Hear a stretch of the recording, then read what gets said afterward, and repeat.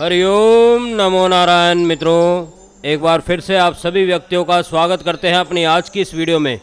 मित्रों, आज की यह वीडियो बहुत अहम होने वाली है आपके लिए, क्योंकि इस वीडियो में आपको साक्षात दिखाया जाएगा कि किस प्रकार से अगर आपका कोई शत्रु है, कोई दुश्मन है, जो दुश्मन आपको इस हद तक गिरा चुका है कि बाजार में आप उसके समक्ष खड़े होने तक की हिम्मत नहीं रखते और आप यह सोचते हैं कि कब उसका संहार हो, कब उसका जीवन खत्म हो और आप चैन से जी सके।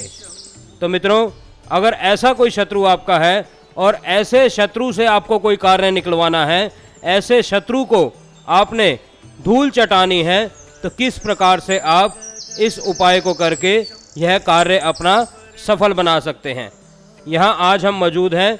आज हम किसी अपने खास जजमान जो हमारे हैं, जो काफ़ी सालों से हमारे साथ जुड़े हुए हैं, उनकी ज़मीन में कुछ ऐसा उनको अनुभव हो रहा था कि किसी ने कुछ कर दिया है, किसी का कुछ किया कराया हो गया है, और वह सब देखने के लिए आज हम उनके यहाँ पर पहुँचे थे। कुछ सामग्री हमने उनको दी थी, वह सामग्री खेत में डालने के लिए आज हम उनके साथ यहाँ पर आए थे, ताकि हम रूबरू चेक कर सकें कि समस्या आखिर है क्या। और वहीं पर हमें यह पुराना कुआं दिखा।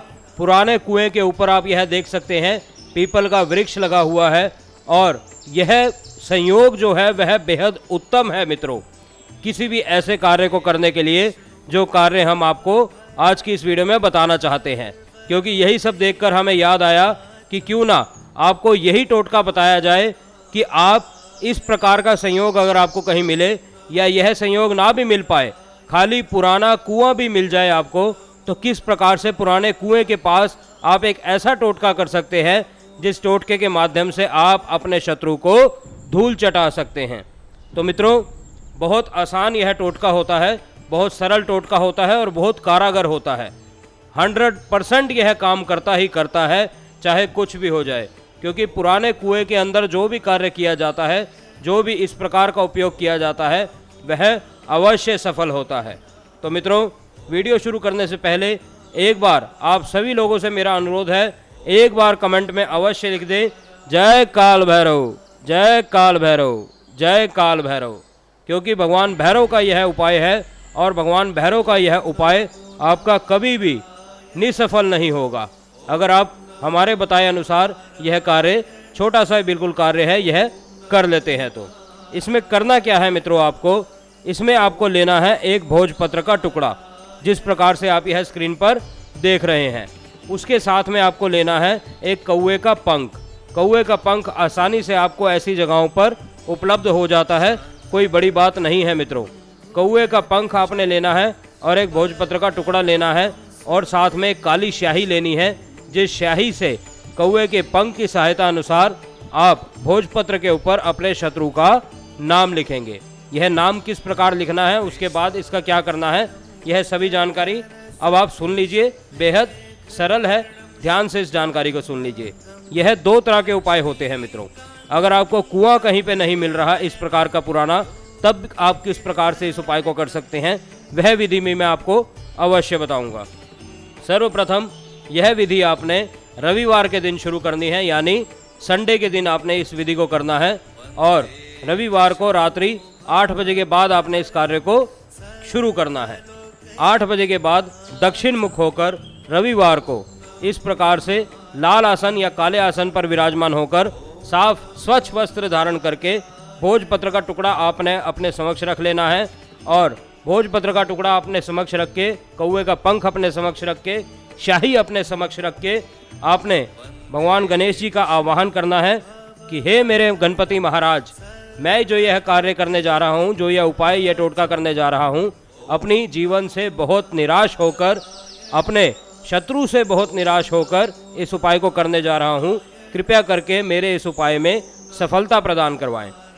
गणपति जी का ध्यान करने के बाद अपने गुरु का ध्यान करना है, अपने इष्ट देवता, अपने पितरों का ध्यान करना है। यह सब कर लेने के बाद अब आपने भोजपत्र के ऊपर भगवान भैरव का ध्यान करते हुए उस शत्रु का नाम लिखना है, जिस शत्रु के लिए आप यह कार्य कर रहे हैं।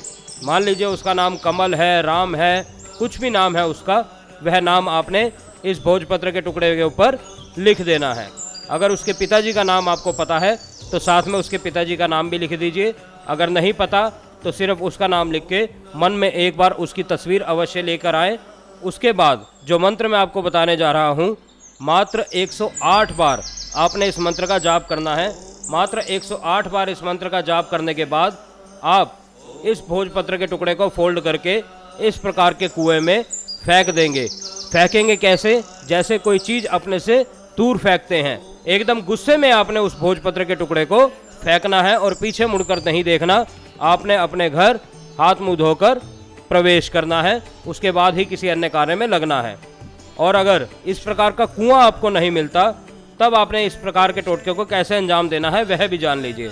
उस स्थिति में आपने यह भोजपत्र के टुकड़े के ऊपर कौवे के पंख से काली स्याही से नाम लिखने के बाद किसी भारी वजनदार पत्थर को ले लेना है।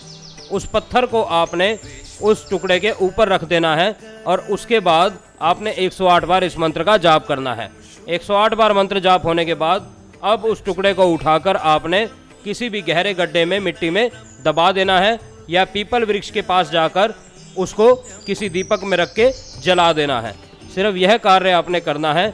आप स्वयं देखेंगे कि किस प्रकार से, जिस मंशा से आपने यह कार्य को किया है, यानी अगर किसी शत्रु से कोई काम निकलवाना चाहते हैं, उस काम निकलवाने के लिए आपने यह कार्य किया है, तो आप एक बार यह टोटका करके खुद भगवान भैरव से यह प्रार्थना करके देखें कि हमने यह कार्य अपने शत्रु से इस प्रकार का कार्य निकलवाने के लिए किया है, इस प्रकार की बात निकलवाने के लिए किया है, कृपया करके हमारे इस कार्य को सफलता प्रदान करवाएं। मित्रों, आप स्वयं देखेंगे कुछ ही दिनों में आपका कार्य कैसे चुटकी बजाते ही सफल होने लगा है। जो शत्रु आपके लिए एक भयंकर रूप में दिखता था आपको, वह बिल्कुल हारा हुआ इंसान आपके आगे लग रहा है। वह बिल्कुल ऐसा लग रहा है कि सारी काया पलट हो चुकी है। तो मित्रों, अब उस मंत्र के बारे में चर्चा कर लेते हैं, उस मंत्र के बारे में जान लेते हैं। ऐसे कौन सा वह मंत्र है जो 108 बार जपने से ही कार्य सफल होने लगता है। मंत्र इस प्रकार है मित्रों, टम टम टम सकल शत्रु संहारणाय स्वाहा। टम टम टम सकल शत्रु संहारणाय स्वाहा। टम टम टम सकल शत्रु संहारणाय स्वाहा। इस प्रकार से आपने इस मंत्र का जाप करना है और उसके बाद वह भोजपत्र का टुकड़ा फोल्ड करके आपने कुएं में फेंक देना है या फिर पत्थर के नीचे उस टुकड़े को दबाकर जाप करना है और उसके बाद उस टुकड़े को पीपल वृक्ष के पास जाकर जला देना है या मिट्टी में दबा देना है। मित्रों, तीनों ही कार्य मैंने आपको बता दिए। तीनों कार्य बेहद सरल है। जो आपकी सुविधा के अनुसार आपको ठीक लगे उस कार्य को आप स्वयं कर सकते हैं। आप खुद देखेंगे कि किस प्रकार से इस टोटके ने इतना कार्य आपका निकलवा दिया है कि आप जिस काम के लिए इतने सालों से उसके पीछे लगे थे, आज तक वो काम नहीं हो पाया था, परंतु इस टोटके की मदद से आपका कार्य कैसे सफल हो गया है। तो मित्रों, उम्मीद करता हूँ प्रत्येक जानकारी अच्छे से समझ आई होगी। अगर फिर भी कुछ भी प्रश्न है, मन में कुछ भी पूछना चाहते हैं तो बेझिझक हमसे पूछ सकते हैं। हम आपकी सेवा में तत्पर तैयार हैं। हम फिर मिलेंगे आपसे किसी अन्य वीडियो में, किसी अन्य जानकारी के साथ, किसी अन्य उपाय, किसी अन्य टोटके के साथ। तब तक के लिए आप सभी मित्रों से इजाजत चाहते हैं। ओम नमो नारायण, ओम नमो नारायण, ओम नमो नारायण।